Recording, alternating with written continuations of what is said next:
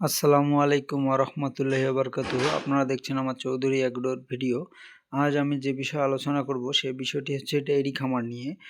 মানে আপনারা যারা ডেইরি খামার নতুন শুরু করতে চাচ্ছেন বা যারা করেই ফেলেছেন অলরেডি ডেইরি খামার, তারা কিভাবে এই ডেইরি খামারটিকে টিকিয়ে রাখবেন বা কী মানে কি মোকাবেলা করতে হবে আপনাদের এই ডেইরি খামারটিকে টিকিয়ে রাখার জন্য, সেই বিষয়ে আলোচনা করব আমরা। মূলত ডেইরি খামার যতটা ইউটিউব বা মানুষের কাছে শুনবেন যে আপনি খামার দেওয়ার আগে অনেক খামারির কাছে জিজ্ঞেস করবেন, সে বলবে ডেইরি খামারেতে অনেক লাভ, হ্যাঁ এখানে লসের সম্মুখীন মোটামুটি কম। কিন্তু আসলে ডেইরি খামারের মতো জটিল কোনো বিজনেস হয় না বললে চলে। এক, পোলট্রিতে ব্রয়লার মুরগি পালন, আর দুই হচ্ছে গরু মানে গরু ছাগলের মধ্যে, গরু ছাগল হাঁস মুরগির মধ্যে আবার ডেইরি। যেমন ডেইরিটা অনেক কঠিন, কারণ ডেইরি খামার করা ততটা সহজ না। আপনাদেরকে সাপোজ একটা কথা বলি, আপনারা একটা গাভী কিনছেন, সেই গাভীটা থেকে আপনারা দুধ পাচ্ছেন, দুধ বিক্রি করতেছেন। হয়তোবা আপনাদের ভাগ্য ভালো, আপনাদের গরুটা কনসেপ্টও করে গেল, একসময় দুধ বদ্ধ হলো। মিনিমাম 3 থেকে 4 মাস, 4 মাস, এটা 3 মাস হয় না, 4 মাস পর্যন্ত এই গাভীটিকে আপনাদেরকে ফ্রি খাওয়াতে হবে। যেমন আমার এই যে গাভীটি দেখতে পাচ্ছেন, এখন এর হাইট অনেক বড়, সে দেখতেই পাচ্ছেন আপনারা, সে কিন্তু অনেক বিশাল বড় গাভী। হ্যাঁ, তো এই গাভীটিকে আমার দৈনন্দিন যে খাবারটা দেওয়া লাগছিল, সে যখন প্রেগনেন্ট ছিল, যখন তার দুধ বদ্ধ হয়েছিল, তখন আমাকে তাকে মিনিমাম 5 কেজি দানাদার প্রতিদিন দিতে হয়েছিল। 5 কেজি দানাদারের দাম কিন্তু 300 টাকা, মাসে 9,000 টাকা শুধু দানাদার। তাছাড়া কিন্তু সে খড় মিনিমাম সর্বনিম্ন খাইলেও 15 আটি খড় খায়। যে 15 আটি 5 টাকা করেও যদি পিস ধরেন, 5 × 10 = 50, আবার হচ্ছে 75 টাকা, মানে 75, আবার আনুষঙ্গিক ধরেন আরও 25 টাকা, 200 টাকা। তার মানে মোটামুটি তার পিছনে আমার পার ডে 500 টাকা খরচ গিয়েছিল। মানে তার মানে হচ্ছে 15,000 টাকা পার মান্থ আমি তার পিছনে খরচ করেছি। তো আপনাদের যদি এই পরিমাণ অ্যাবিলিটি থাকে, হ্যাঁ, আপনারা হয়তো বা ভাবতে পারছেন, হ্যাঁ আমরা আবার একটা গাভী কিনবো বা আবার একটা, আসলে মানে পরপর কিনবেন, কিন্তু আসলে তো সবার ক্ষেত্রে এই অ্যাবিলিটিটা থাকে না, সবার ক্ষেত্রে তো ওই পরিমাণ টাকা থাকা কথাও না বা থাকেও না।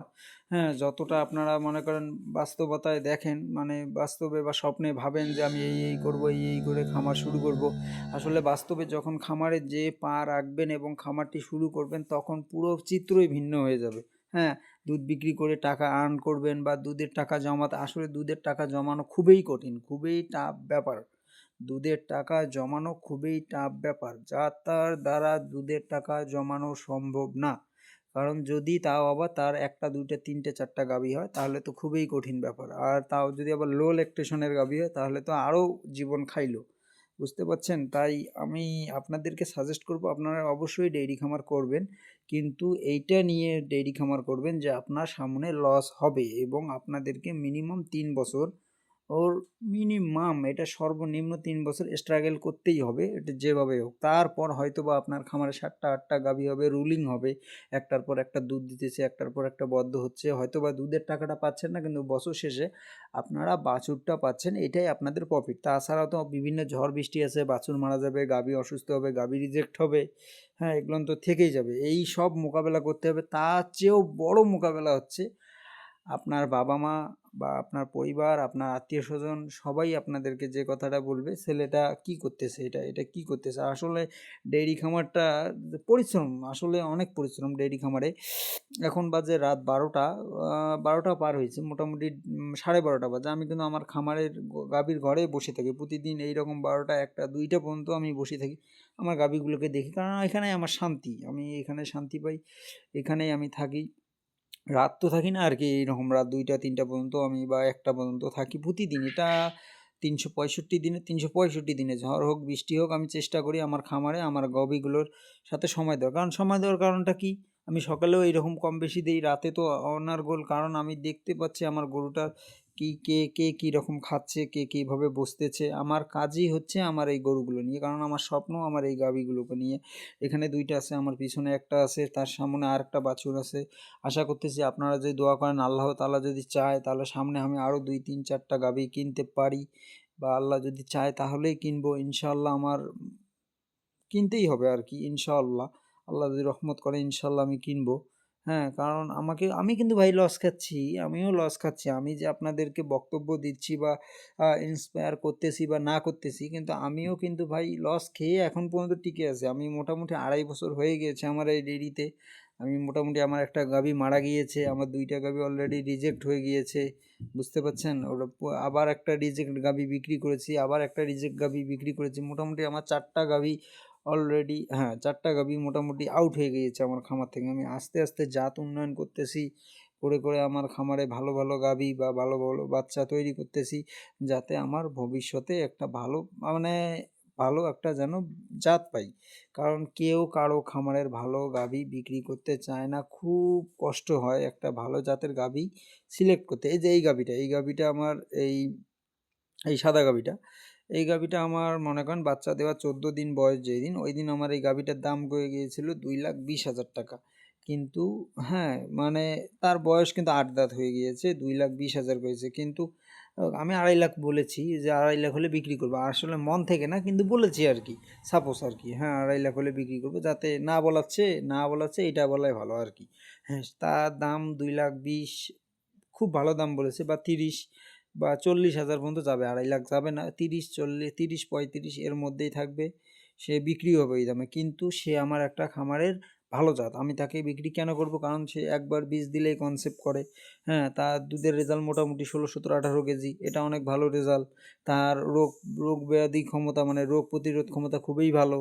হ্যাঁ, হয়তো বা গাভীটিকে দেখতে একটু অসুন্দর দেখা যায়, কারণ ওর বয়স অনুযায়ী আসলে ওর 8 দাঁত, কিন্তু সে কেবল 8 দাঁত, মানে নয়া জুয়ান যেটাকে বলে। কিন্তু তার রূপটা একটু মনে করেন বয়স্ক মহিলাদের মতো, মানে যে বয়স্ক বুড়ি বুড়ি বুড়ি বুড়ি বলতে যেটা বোঝায়, বুড়ার মতো। কিন্তু আসলে সে এখনো মানে যুবতী। বুঝতে পারছেন তো? সে এখনো যুবতী, কিন্তু তাকে দেখতে একটু বুড়ার মতো দেখা যায়। এই আর কি। কিছু মানুষ আছে না ঠিক সেইরকম, তার কিন্তু সে আমার খামারের লক্ষ্মী। হ্যাঁ, ঠিক এইরকম করে আমি লক্ষ্মী তৈরি করতেছি। যেমন এর মা, এই গাভীটার মাকে দেখাই। এর মা কিন্তু আমি আরও বলেছি অনেক ভিডিওতে, এর মা 26 কেজি পর্যন্ত দুধ দিয়েছিল আর কি, 22 থেকে 26 কেজির মতো দুধ দেওয়া বাছুর। হ্যাঁ, তার বয়স এখন প্রায় 14 মাসে আসবে, কিছুদিনের মধ্যে 14 মাস হবে। কিন্তু আপনারা যদি আমাকে ওর দাম 1,20,000, 30,000, 1.5 লাখ টাকা বলেন, আমি তাকে দিব না, আপনাদেরকে দিব না। ওর মা কিন্তু রিজেক্ট হয়ে গিয়েছে, কিন্তু ওকে আমি দেবো না। কারণ ওর মার, আমি জানি ওর মা কী পরিমাণ দুধ দিয়েছে, এবং সে আমাকে কী পরিমাণ দেবে, এটা আমার আশা আছে। মানে আল্লাহর কাছে আমি চাইছি বা আশা করতেছি যে আল্লাহর রহমত করলে তার সর্বনিম্ন প্রথম বাচ্চা দিয়ে 15 কেজি হতে পারে, বা 20 কেজিও দুধ হতে পারে। এরকম হবে, 15-র উপরে ছাড়া নিচে হবে না ইনশাল্লাহ। হ্যাঁ, এটা আমার ধারণা। এই যে সামনে যে গাভীটি দেখছেন, এটাও একটা লক্ষ্মী গাভী, কিন্তু এটাকে আমি আমি আমি আজ 2.5 বছর থেকে খামার করতেছি, কিন্তু এই গাভীটিকেও আমি কনসেপ্ট করাতে পারিনি। কেন পারিনি? তাকে আমি বীজ দিয়েছি, 9 বার বীজ দিয়েছি। আজকেও সে হিটে আছে কিন্তু। হ্যাঁ, এটা নিয়ে 10 বার বীজ হবে, কিন্তু আমি দেবো না তাকে বীজ, এবার আর দেবো না। হ্যাঁ, কারণ বীজ দেবো না, কারণ সে কনসেপ্ট করতেছে না। এখন আবার তাকে ট্রিটমেন্ট দেবো, দিয়ে যদি এবার সে কনসেপ্ট করে তাহলে রাখবো, নাহলে তাকেও আমি রিজেক্ট করে বিক্রি করে দেবো। হ্যাঁ, বিক্রি করে দেবো। এটাকে আমি লস বলবো না, কারণ এটাকেও আমি আমার অভিজ্ঞতা হিসেবে নিয়ে নিয়েছি। লস বলা যাবে না, কারণ একটি ডেইরি খামার সেট করা এতটা সহজ না। সবার ভাগ্য তো এক না ভাই, সবার ভাগ্য কিন্তু এক না, বুঝতে পারছেন? কারো ভাগ্যে এমনও লোক আছে একটা রিজেক্ট গাভী কিনে আনে কনসেপ্ট করে, কিন্তু আবার অনেকেই আছে, এটা হচ্ছে আল্লাহ তাআলার দান, আল্লাহ তাআলার ইচ্ছা, আল্লাহ যা চাইবে তাই হবে, এর ব্যতীত কিচ্ছুই হবে না। বুঝতে পারছেন তো? হ্যাঁ, তারপরেও আমি যেটা আপনাদেরকে বলতে চাচ্ছি, ডেইরি খামার যদি আপনারা করতে চান, তাহলে অবশ্যই আপনাদেরকে যে বিষয়টি খেয়াল রাখতে হবে, লস মেনে নিতে হবে। তারপর হচ্ছে মানুষের কটুকথা মেনে নিতে হবে। তারপর হচ্ছে আপনাদেরকে প্রচুর পরিমাণে স্ট্রাগল করতে হবে। তারপর হচ্ছে আপনাদেরকে অর্থর হিসাবটা একটু ভালো করে রাখতে হবে, যে আপনারা কি বিক্রি করতেছেন, কি আর্ন করতেছেন, এই হিসাবগুলো যদি ভালো করে ধরে রাখতে পারেন।